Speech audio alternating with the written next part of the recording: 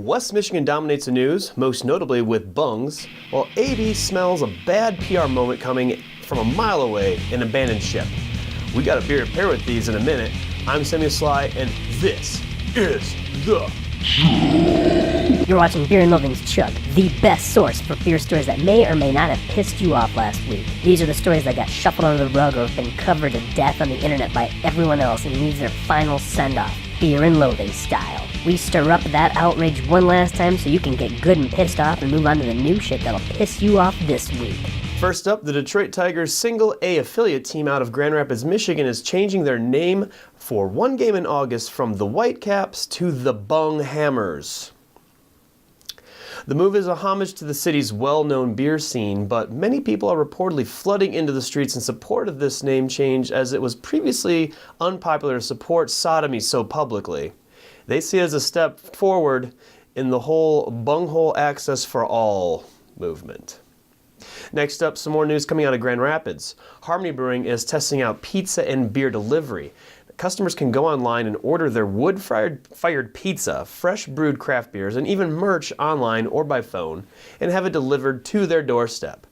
Now, the only possible response we have to this is this. Well done, Harmony. Get that. In other news, Anheuser-Busch is pulling out $15.5 million from a National Institute of Health study looking at the effects of moderate alcohol consumption. A representative wrote that some developing questions undermine the long-term credibility of the study. Yeah, that's called big business being painfully obvious about investing in studies whose positive results benefit the industry that they currently dominate. Good catch, fellas. Don't want to get that PR shit on your feet. Lastly, Dallas's Deep Ellum Brewing has been purchased by the private equity firm that runs Canarchy, a craft beer collective, which is pretty much a fancy name for product portfolio. The sound of crickets chirping roared across the internet regarding the move. Outages were reported all over Twitter as the general public seemed at ease with the announcement, and pitchfork and torch sales in Texas reportedly remained steady for, quote, the usual Texas shit.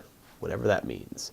Meanwhile, the Canarchy Voltron of products continues its slow assembly to fight our Dark Lord AB InBev. Thanks for watching the Chug. This week's mess of stories pairs perfectly with Turbo Juice New England IPA from Black Shirt Brewing in Denver. Its bright hop aroma tickles the nose like a whiff off a freshly loosened bung.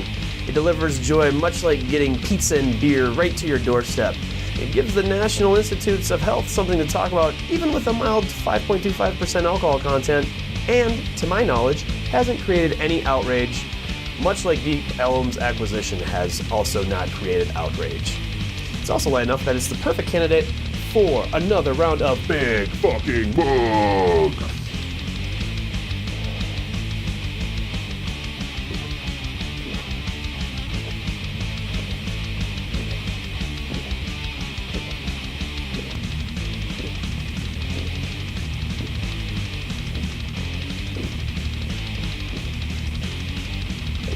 Oh my god.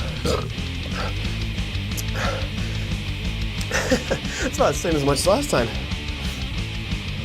Maybe I plateaued. Come back next week to find out pissed you off this week. Whoa.